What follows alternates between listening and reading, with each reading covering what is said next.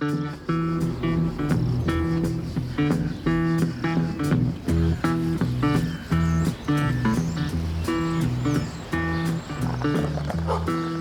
brand new 1930 Buick sedan pulled up and parked in front of the small shack on the Kirby Plantation just north of Robinsonville, Mississippi. Wheeler Ford turned off the big engine and gently touched the small Bible on the seat beside him. "This is the day," he said to himself as he looked around at the oaks and cotton fields that surrounded the run-down cabin. He rolled down the window and grimaced at the heat and the piercing sound of the cicadas. He couldn't believe how hot it was already, this early in the day. Wheeler had come to pick up blues musicians Charley Patton, Son House, and Willie Brown and drive them up to a recording session at Paramount Records in Grafton, Wisconsin. Charley Patton had recorded there some 6 months before, and he'd been invited back to cut more sides for the label. Charley suggested bringing some fellow musicians up with him, and Paramount producer Art Labley, who was always looking for new talent, eagerly agreed.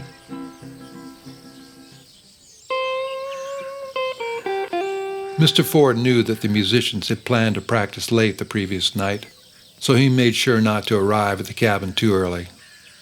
As it was now 9 in the morning, he figured they should be up and around and ready to go. He lightly honked the horn and waited.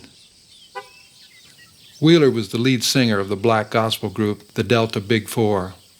They had also recorded at Paramount the previous April, thanks in part to a good word from Charley Patton. But unfortunately, the quartet's records had not sold well, and Paramount considered the group to be a flop. But despite his band's lack of success, Wheeler Ford still owed Charley Patton a favor, which had now come due. Charley knew that Wheeler had a nice Buick, and also that he was a church-going teetotaler. The musicians could ride in high comfort and security, knowing that a religious and sober man was behind the wheel. For chauffeuring them up, Ford would get $100 cash. Wheeler, being familiar with the loose lifestyles of bluesmen, was a bit apprehensive about the trip. But he still hoped to record again for Paramount, so he wanted to stay on Charley Patton's good side. Charley was now one of the label's best-selling blues artists, so he had some clout with the company. After waiting 10 minutes and seeing no signs of life in the shack, Wheeler honked the horn again, this time with a little more urgency. But there was still no response.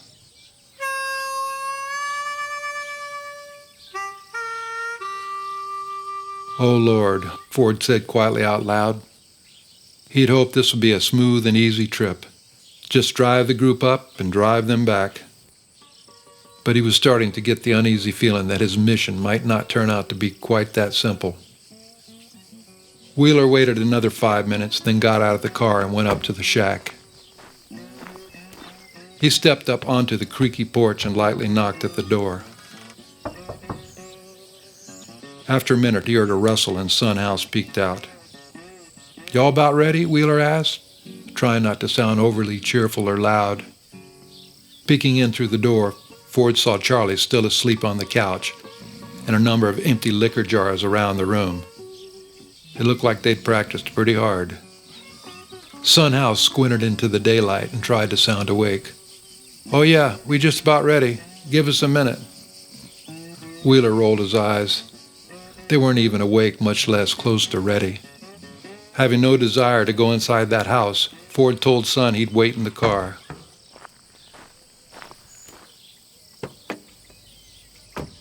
Back in the Buick, he tried to doze off, but it was just too hot. It had been the hottest and driest summer that he could remember. "It'll probably be noon before we get out of here," Ford mumbled to himself as he wiped his brow with his handkerchief. He laid his head back on the seat and quoted some Bible verses, which helped to calm him. Surprisingly, after about half an hour, the three musicians came out with their guitars and bags. They looked pretty rough, but Wheeler was impressed that they didn't look worse. Those fellows sure knew how to drink hard and still go on about their business the next day, Ford thought.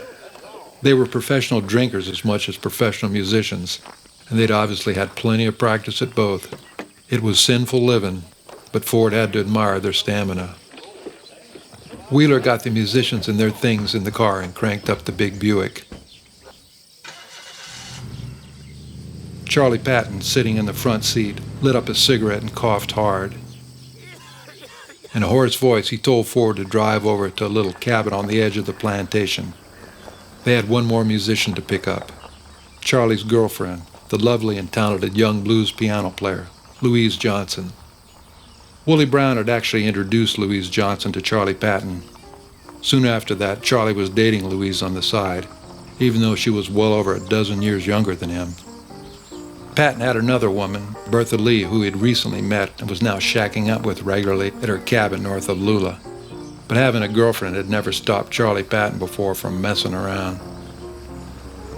They pulled up in front of the small cabin, and there was Louise Johnson, looking pretty as a peach, standing out front with her suitcase. Charley opened the door, and Louise, looking annoyed, snapped at him.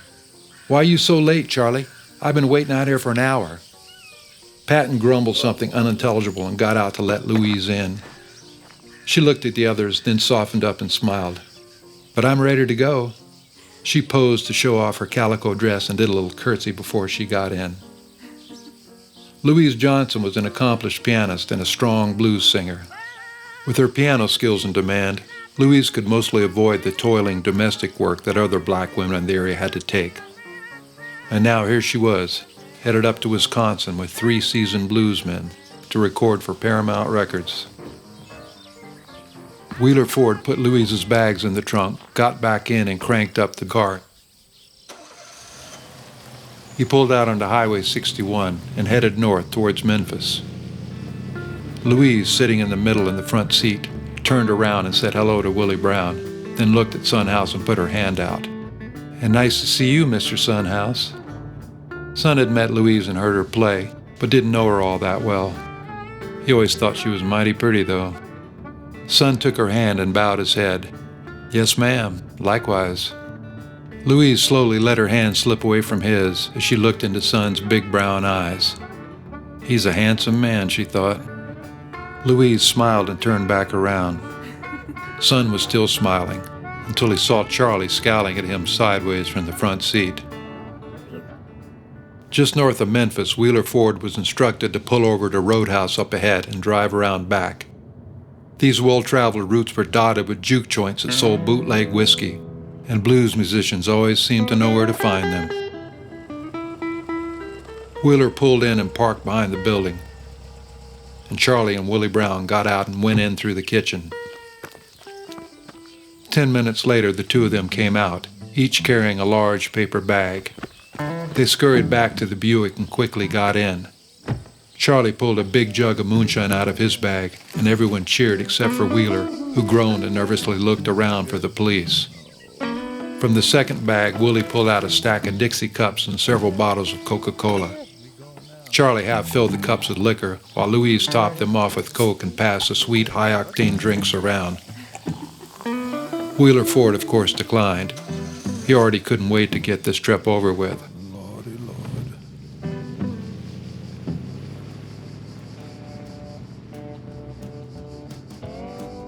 The mood in the car became livelier as the liquor set in. Also, the further north they traveled, out of the oppressive heat and racial tensions of the South, the more relaxed the riders became. A couple of hours later, as they were passing through Cairo, Illinois, Charley told Wheeler to stop at a music store that he'd been to before. Sunhouse needed a guitar, and that $100 was burning a hole in Charley's pocket. He might just buy himself a guitar, too. Charley and Sun went to the music store and came back out about 20 minutes later, each holding a flashy Stella guitar. Sunhouse looked proud as a peacock holding his new guitar, while Charley clowned around with his black finished Stella. After picking up some food at a kitchen stand, they continued north. Charley was strumming his new guitar, playing a lively blues with Louise singing the lead. Wheeler Ford even started singing along, tapping a rhythm out on the steering wheel. In the back seat, Sunhouse and Willie Brown were clapping hard and hooting and hollering. Everybody was getting pretty soused about now, especially Charley. After the song was over, Willie Brown said something that Charley didn't like, and he told Wheeler to shut his damn mouth. Willie gave it right back to Patton, and they started to argue. The two of them had been friends for a long time, and every once in a while, they really got on each other's nerves. This was one of those times. The argument continued to get heated. Charley was quite drunk and got so mad that he opened the door to get out, with the Buick going down the road at 60 miles per hour. Son House, in the back seat, quickly reached up and grabbed Charley's collar as Wheeler slowed the car and pulled over. Charley jerked away from Son's grip and jumped out, still holding his guitar. "Get out here, Willie Brown," Charley hollered. "I'm gonna kill your black ass this time." Willie leaped out of the back seat and headed around the car to go after Patton. Charley lunged towards Willie Brown and tried to raise his guitar to hit him, but was so drunk that he tripped and fell straight onto the new guitar, flattening it like a piece of cardboard. Charley just laid there cussing.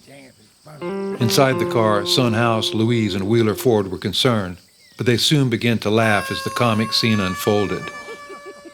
Son asked if Charley was okay, but the three of them couldn't stop laughing. Wheeler got out to help. Willie Brown went over to Patton. "Hell, Charley, take it easy, son. You're gonna kill your own dang self before me." He held out his hand. "Come on now, get up. Let's get back on the road." Charley slowly got up, still cussing, and dusted himself off. He looked at the guitar, cussed again, then kicked the busted-up instrument into the ditch. Wheeler and Willie helped Charley into the car, and they headed back out on the highway.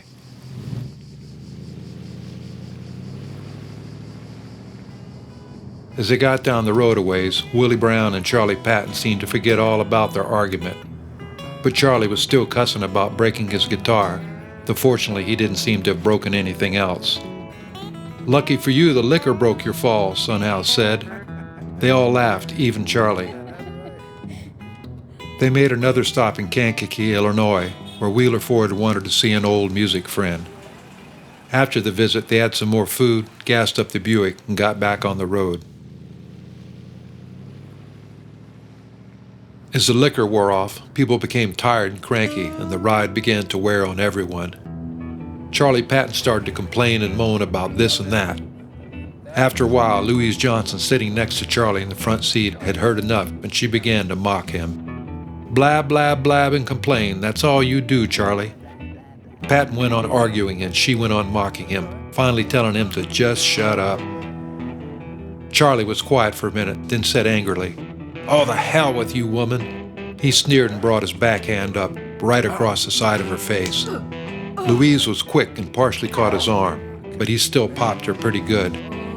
She jolted, then sat straight up and quickly reached down into her purse for the razor she carried.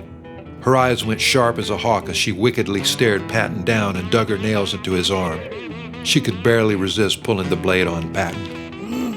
"Mister, I will cut you up," Louise said through gritted teeth. She hissed at him, then turned and crawled into the back seat with Son House and Willie Brown. Wheeler Ford kept driving as if nothing had happened. No one said a word for the next 10 miles.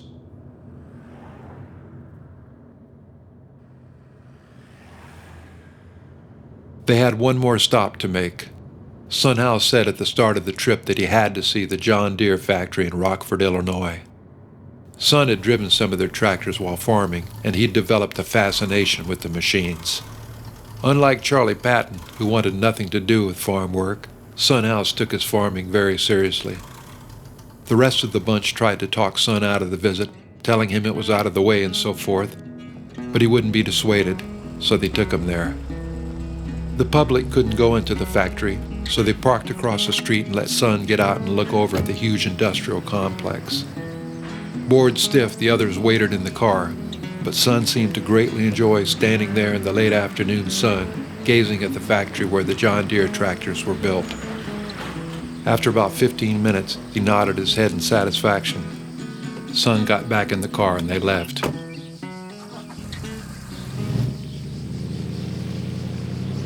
The gang got back on course and continued on to their destination. As it got dark, Son House and Louise Johnson began to cozy up in the back seat, whispering to each other and sharing their cups of whiskey.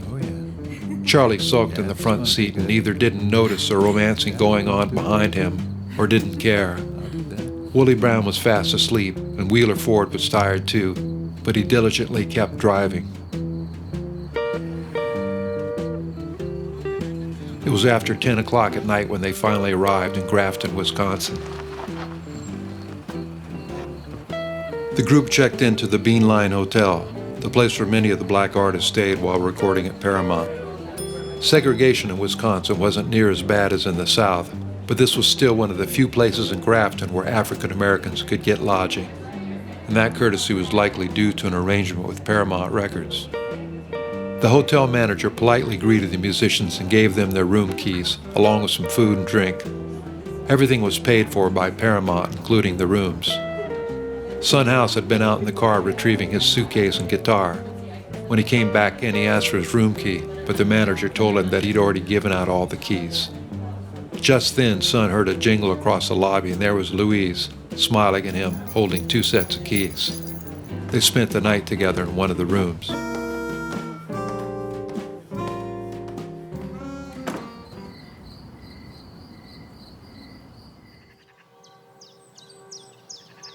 At around 8 the next morning, Son House was getting dressed when he heard a knock at the hotel room door.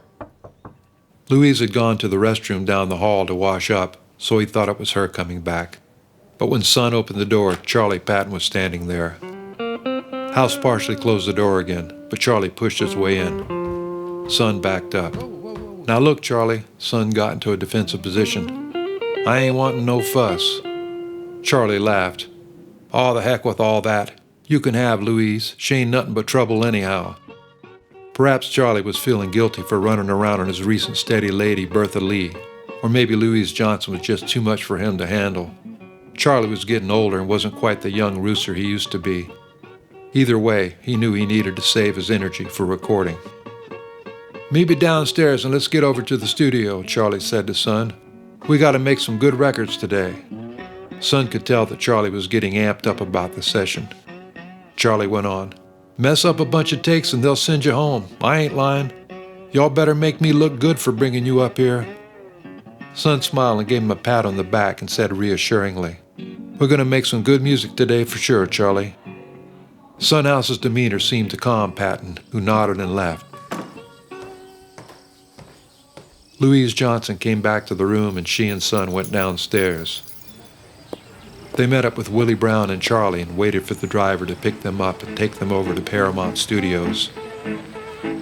It was time to make some blues records.